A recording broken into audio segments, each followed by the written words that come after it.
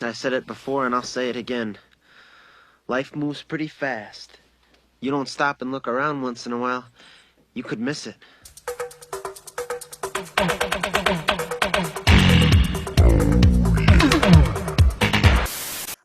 This is based off of some comic book characters by an artist named Michael Allred.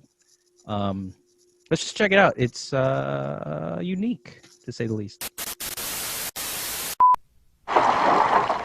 Two hardened government agents, wrongly set up, are murdered and sent to hell. This is the place the names we're talking about. Tate Donovan, Bobcat Goldthwait, Paul Rodriguez, Gary Busey, and Robert Goulet as the Devil. Look, pal, it's not like you think, okay? G-Men from Hell. What the hell are you doing in my tub? First thing we do, set up a PI business. I'd like to hire you. Have you seen these two men? We ain't going back. You're still alive. Who is? Our G-Man. I will personally drag your bones back to hell. Starting to like this good deed business. You were both puppets for Befard, weren't you? Who you calling a puppet? Back off, Pinocchio. Starring William Forsythe, Tate Donovan, Bobcat Goldthwait, Paul Rodriguez, Gary Busey, and Robert Goulet as the Devil. Look, pal, it's not like you think, okay? G-Men from Hell. Bodies falling from heaven. Actually, we're from hell. All right, that was Michael Allred's G-Men from Hell. I personally actually, I found this movie after researching Michael Allred. He is a pretty prolific comic book artist. He does the series, he's known for the series Madman, and his art has been seen in Marvel, DC. I guess what I really want to do is see what you guys think first, because I know I have my own little insight into this movie. So, Matt, what do you think about? What do you think about it? So, this trailer is strange because, as everyone knows, because I keep saying it every sentence, the Hype Train has gone back in time to the year 2000. This movie looks like it's from. This movie looks like it's from the year 1989. I didn't really know what to make of it. One positive thing I will say about this trailer is it doesn't just tell you the whole plot like the first trailer we looked at, or tell you a whole plot that's not actually the plot of the movie like the second trailer we watched. It tells you, like, here's your main characters. It introduces all that stuff. But it's like, oh, there's going to be wacky shenanigans, and maybe you'll actually want to watch the movie to see all those wacky shenanigans. We're not just going to give you all the wacky shenanigans. There's a lot of interesting people in this movie. Obviously, it showed the same clip of Bobcat Goldthwait cracking a safe or something twice in the trailer. Gary Busey's in the movie. Robert Goulet plays the devil. They want us to know that. So this could be an offbeat hit, but what they're really showing and sort of the production value doesn't actually lead me to believe that this is an offbeat hit. But yeah, definitely sort of out there. And that's really what I have to say about that. Corey, you might have something to add. I do. And it's not quick, but like Fernandez said, the creator of this movie is also the creator of the Madman comic series, and I would have much rather Fernandez found a trailer for a lost Madman movie that we never knew existed, as opposed to whatever this is, because this is chaos and goofy and insanity. Why don't you Robert just Goulet is there something that doesn't exist? Yeah, I'm like, you wanted me to find a trailer for something that doesn't exist. Yeah, that all I wanted to say. That was your point for that? Thanks. I'll try harder next time. Because Madman is great, but this, I don't know. We're using January 2000, Google search algorithm. Doesn't work like that. Oh, I used AskJeeves.com. Yeah, this trailer... Look at that. Not Alta Vista. This trailer is nutty, and I would definitely see this movie, like, just for the fact of being like, well, that was a crazy thing that I guess I saw. But that's really all I have to add. Fernandez is the master with all the backstory and the intel and the notes. Yeah. there's a lot here, and a lot of it will actually tie into other episodes of the Hype Train, which is what's really weird to me. But let's go into the movie itself. I own this on DVD. It was my rarest disc replay find ever because I've heard of it mainly just because of being a Michael Allred fan and a Madman fan. These characters are based off of the comic book graphic music done by where they were first released by Michael Allred. I later, I read this story actually from a Madman comic that came out later that was kind of a compendium thing.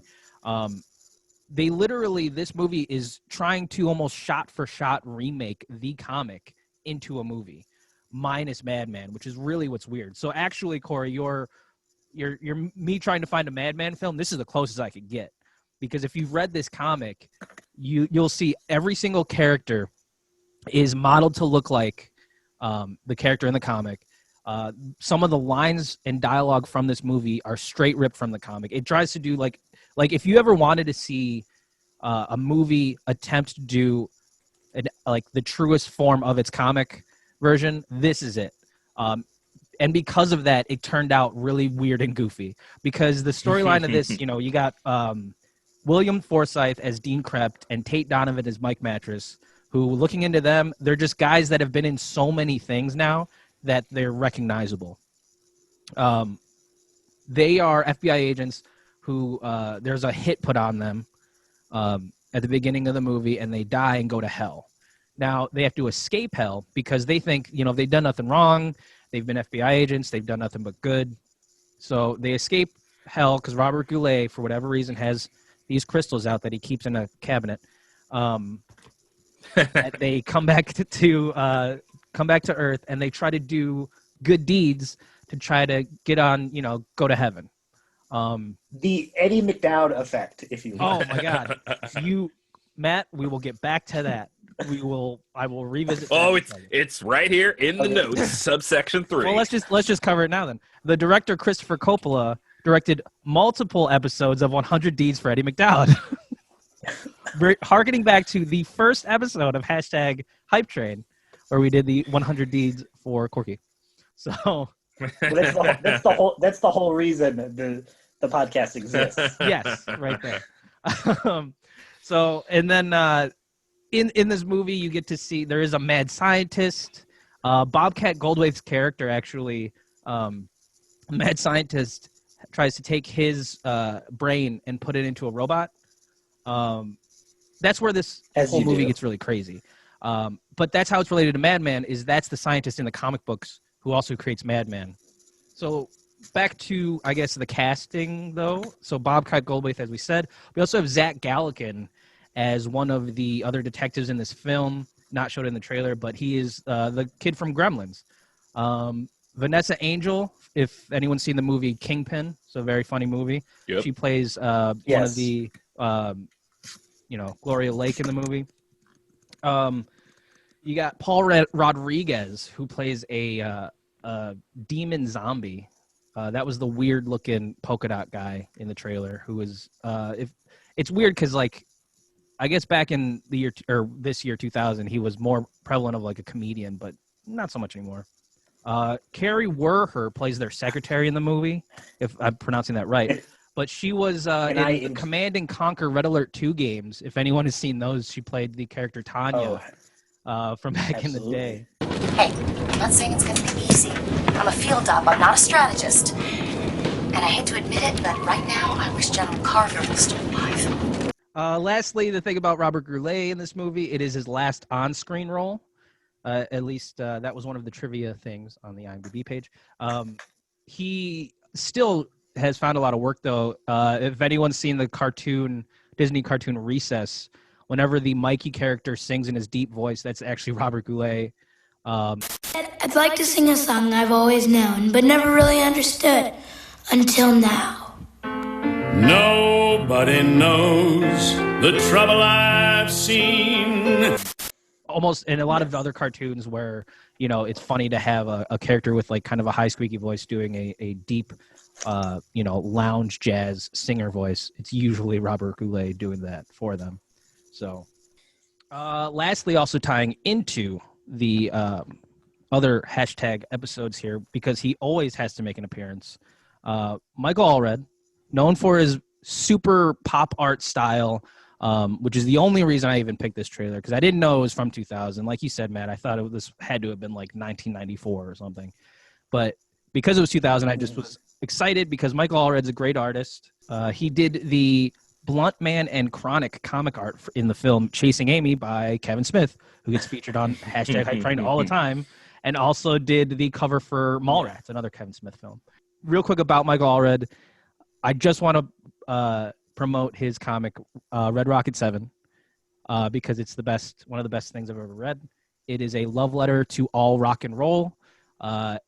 Real quick synopsis. I'll probably even just cut all of this out because whatever, but no, keep it. Okay. An alien who escapes from a planet with a robot, with the help of this like robot that all were enslaved by, crash lands into Earth, and then the robot has a protocol to make clones of this guy while he's passed out because he's knocked out from the crash, and he makes 6 clones of them, so they're all numbered 2 to 7, and each one takes a different trait of his abilities.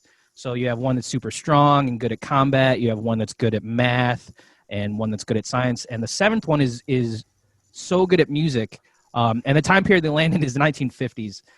So you see Red Rocket 7, or the character 7, go through the time period of music where he meets Elvis and inspires him, meets the Beatles, inspires them, meets David Bowie, and the art is so good in it. You'll see if you check this out that he even instead of the normal comic book size, he released them in the size of like you would get a 45 record, which was really cool.